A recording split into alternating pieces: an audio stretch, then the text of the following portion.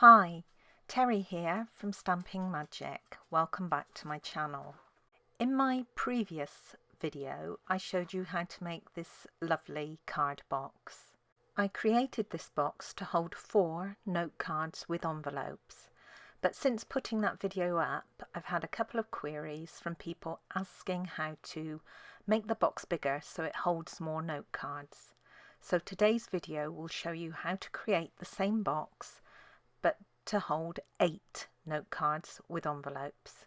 I used the Jar of Flowers stamp set to decorate my original box, and if you want to see how this is done, check out the video linked at the top of the screen. This video will just show you how to create the box. So let's get started. These are all the measurements you need for all the elements required to create this project. So if you are interested in reproducing it, you can take a screenshot and refer to it later. I won't actually be using this box myself, so I'm just going to create it today using some retired cardstock.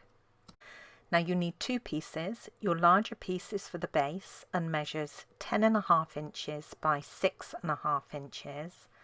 And the smaller piece for the lid measures 3 3/4 inches squared. I'm going to start by scoring the larger piece, so I've placed it into my scoreboard with the long side across the top, and I'm going to score down at 1 1/4 inches, 5 inches, 6 1/4 inches and 10 inches.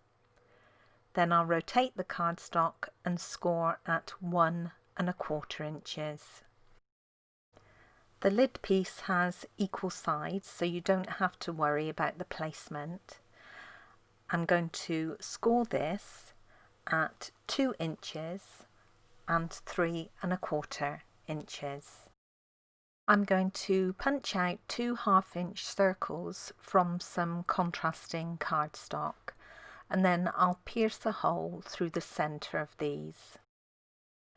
I'm now going to work on the lid section. Now I've got my 2 score lines on one side, and on the opposite edge I'm going to mark the centre point. And I'm going to mark this about 1/2 inch up from the edge. Then I can pierce through that point to make a hole for my brad. Then I'm going to take a brad, pass it through the 1/2 inch circle and through my lid, and then I'll just open up the prongs on the back.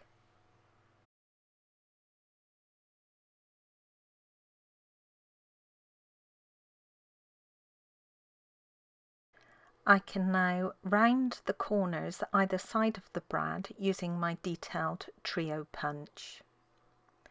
Now on the opposite edge, where that first 1/2 inch score line is, I'm just going to slant cut either end, and then I can fold on the score lines and burnish them with my bone folder. There's just a little cutting to do on the main box section.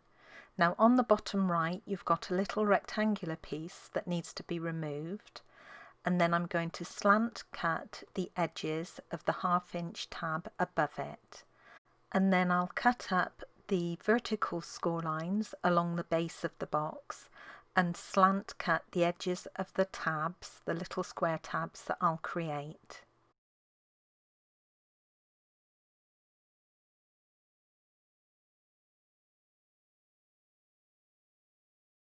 The wider section on the right hand side is the back of the box, and I'm just going to mark the centre point on the top edge of this with a pencil. Then taking my 1 1/2 inch circle punch, and you can use any circle punch or die for this, I'm going to punch a part circle at that point. The wider section on the left hand side is the front of the box, and this is where I'll eventually attach the lid. But for now I want to mark the position for the brad on the back panel. So I've just hooked my lid over the top edge of that back panel, and I'm going to mark the position for the brad about 3/4 of an inch down from the bottom edge of the lid. Then I can pierce the hole and add my 1/2 inch circle and brad. I'm going to cover the prongs of the brad on the inside of the box with some tear and tape adhesive, and this will just stop the cards catching as you push them in and take them out of the box. Then I can fold on all the score lines and burnish them with my bone folder.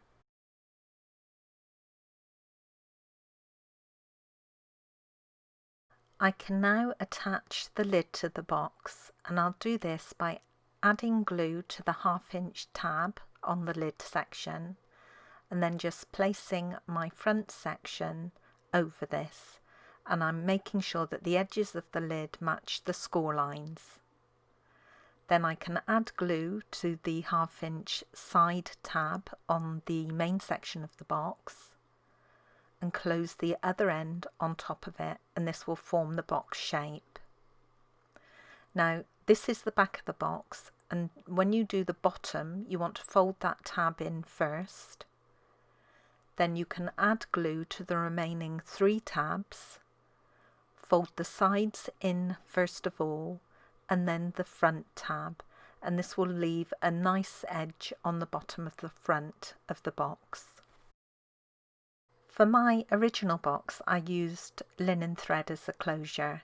Here I'm just using some baker's twine that I've got handy. So you just want to cut a length and then anchor it on one side and wrap the other side around the 2 brads in a figure of 8, and then you can trim off the ends.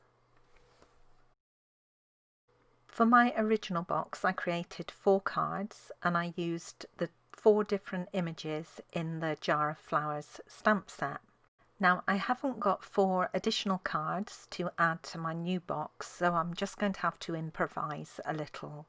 I'm going to add an additional 4 blank cards, and then because these have no dimension on them I'm going to add an additional 2, and then also 4 more envelopes. I can then add all these into a pile and slide them inside my box.